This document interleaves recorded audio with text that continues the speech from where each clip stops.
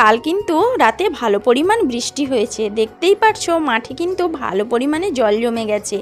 আর তোমরা আগের ব্লগে দেখেছো আমি বাবার বাড়িতে এসেছি, তো বাবার বাড়ির সামনে কিন্তু একদম খোলা মাঠ। আর কাল রাতে বৃষ্টির সঙ্গে সঙ্গে ঝড়টাও ভালো পরিমাণে হয়েছে, দেখেই বোঝা যাচ্ছে। দেখো কত পাতা খসে খসে পড়েছে। আর সকালে ঘুম থেকে উঠে দেখো আমি মনকে একটু আদর করে নিচ্ছি, অনেক দিন পর কাছে পেয়েছি। তো চলো এই সুযোগে তোমাদেরকে ইন্ট্রোটাও দিয়ে দিই। তো শুভ সকাল বন্ধুরা, আশা করি তোমরা সবাই ভালো আছো, যে যেখানে আছো সুস্থ আছো। আমিও মোটামুটি ভালো আছি। তো আমার একটি নতুন ব্লগে তোমাদের অনেক অনেক ভালোবাসা। আর সকাল সকাল দেখো মনে উঠে কিন্তু অনেক দুষ্টামি করছে।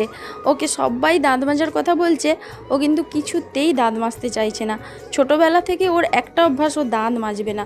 তো চলো ওকে দাঁত মাজাতে গিয়ে কি করতে হয় আজকে তোমাদেরকে দেখাবো, তো সঙ্গে থাকো।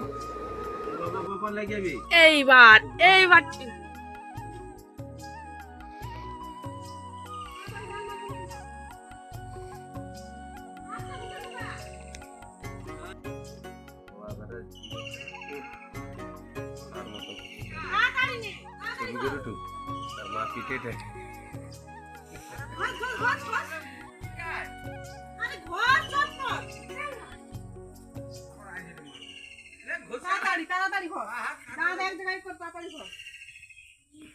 তো দেখলেই তো কীরকম অবস্থা দাঁত মাজাতে গিয়ে।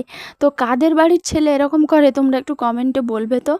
আর এদিকে দেখো ওকে অনেক কষ্টে দাঁত মাজিয়ে বৌদি এখানে পরোটা আর আলু ভাজা করে নিচ্ছে জল খাওয়ারে।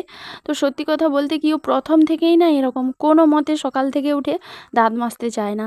একবার ওর মা বলবে, একবার আমি বলবো, একবার ওর বাবা বলবে, একবার আমার বাবা বলবে, একবার আমার মা বলবে, মানে সবাই বলে বলে লাস্টে ওর মা মেরে মেরে ওকে দাঁত মাজাবে এরকম।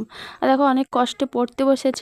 আর আমি এদিকে দেখো চলে এসেছি আবার বাগানে কি ফুল ফুটেছে দেখার জন্য। এটা তো আমার একটা মানে অভ্যাস, এরকম সকাল থেকে উঠে আগে দেখি যে কি ফুল ফুটলো না ফুটলো। আর এই জবা গাছটা দেখো কি দারুণ ফুল ফুটেছে জবা গাছগুলোতে। আর এই যে দেখো এটা না স্থলপদ্মের গাছ, আগে খুব ফুল হয়েছিল। বেশি দিনের গাছ না যদিও, আমার বিয়ে হওয়ার পর বৌদি এটা নিয়ে এসে লাগিয়েছে এই জবা গাছগুলো বা স্থলপদ্মের গাছ। আর এই জবা গাছটা অনেক দিনের, যখন আমি ছিলাম তখন লাগিয়েছিলাম। তো ফুল ফুটেছে সব গাছে কিছু না কিছু, দেখতেই পাচ্ছ। তবে বাবার বাড়িতে বেশি আমার লাগানো ফুল গাছ আছে। আর আমি যাওয়ার পর বৌদি কিছু কিছু ফুলের গাছ করেছে। তো এই যে অ্যাডেনিয়াম চারাটাও আমার লাগানো।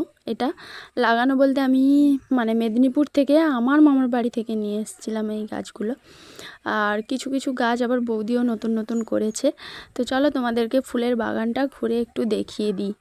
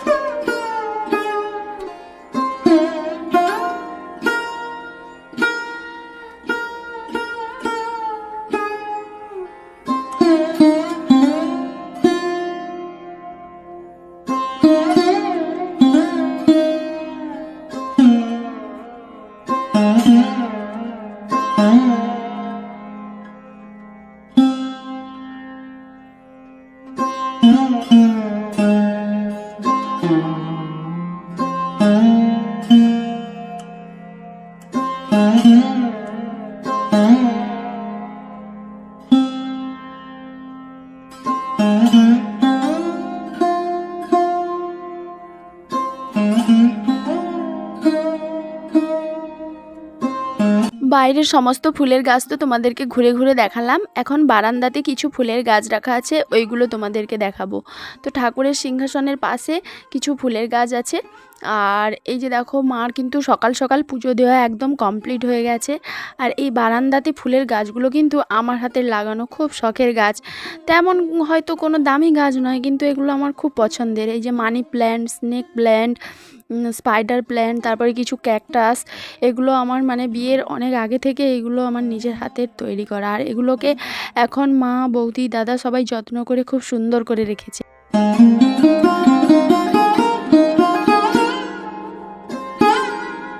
আর এদিকে দেখো বাবা কত মাছ নিয়ে চলে এসছে বাজার থেকে, আবারও ইলিশ মাছ। মানে অসময়ে এত ইলিশ মাছ যে কোথা থেকে আসছে বলতে পারবো না। শ্বশুর বাড়িতে ছিলাম, সেখানেও ইলিশ মাছ, বাবার বাড়িতে এসেছি, এখানেও ইলিশ মাছ। তো আমি দেখো মাছগুলো নিয়ে ছাড়াতে বসে গেছি, ইলিশ মাছগুলো। আর চলো মাছগুলো ছাড়িয়ে নিই, অনেকটা বেলাও হয়ে গেছে, বৌদি রান্না বসাবে, তো বৌদিকে একটু হেল্প করে দিই মাছগুলো ছাড়িয়ে। তো চলো মাছগুলো ছাড়িয়ে নিই।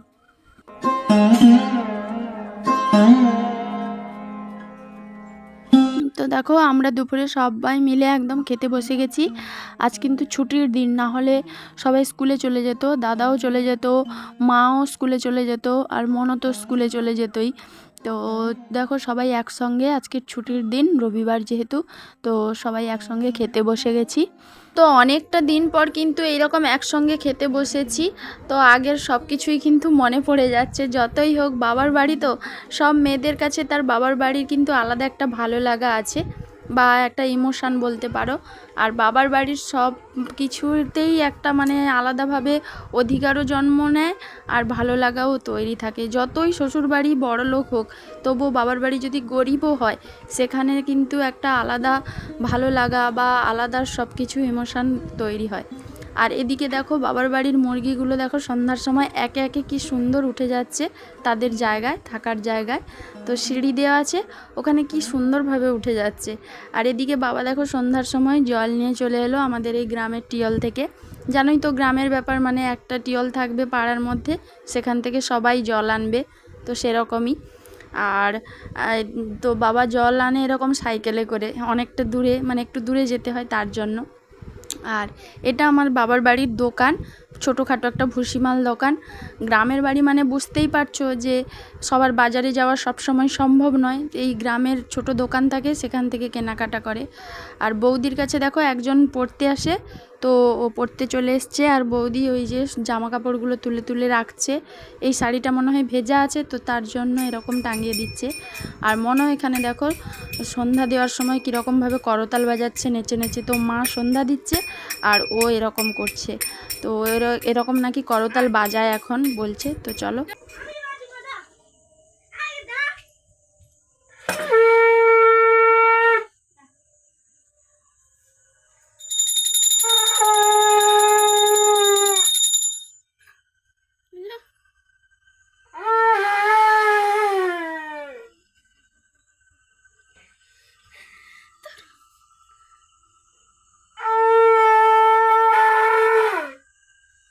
তো দেখলে তো বন্ধুরা, ও কেমনভাবে মাকে বিরক্ত করছে, কোনো কিছু বাজাতে দিচ্ছে না। মা যদি মানে ঝাঁঝ বাজাবে, বাজাতে দিচ্ছে না, শাঁখ বাজাবে, বাজাতে দিচ্ছে না, এরকমই ও দুষ্টামি করে আমাদের সঙ্গে সব সময়।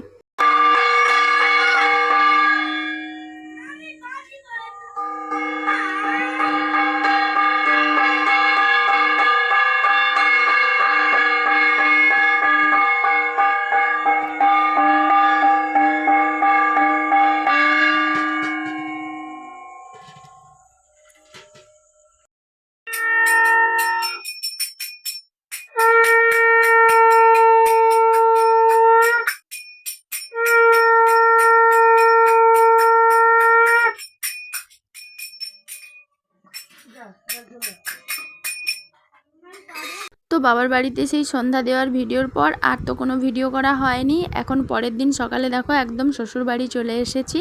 আর শ্বশুর বাড়িতে এসে দেখছি মহাকাণ্ড। মহাকাণ্ড কেন বলছি, তো চাবি লাগিয়ে দিয়ে সবাই কোথায় চলে গেছে, বলতে শাশুড়ি মা তো সেন্টারে গেছে, আর শ্বশুরমশাই হয়তো শাশুড়ি মাকে ছাড়তে গিয়ে বাজারে কোথাও গেছে।